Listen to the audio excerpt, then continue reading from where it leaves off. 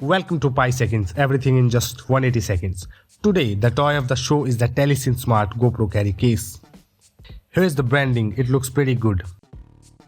The material feels premium and sturdy. This is the zip. And here how it looks from the inside. The inner lining is soft, definitely scratch proof.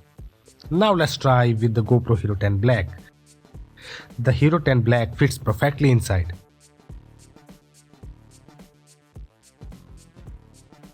The zip design is simple, no lock mechanism, which actually may give problems in the long run. From the bottom you can attach a selfie stick without removing the cover. That's a really smart feature. So this is all about the Telesin Small GoPro carry case.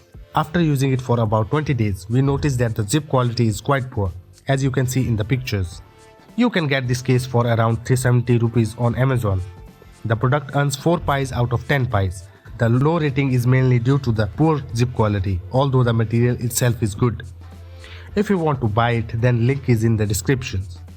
Thank you for watching.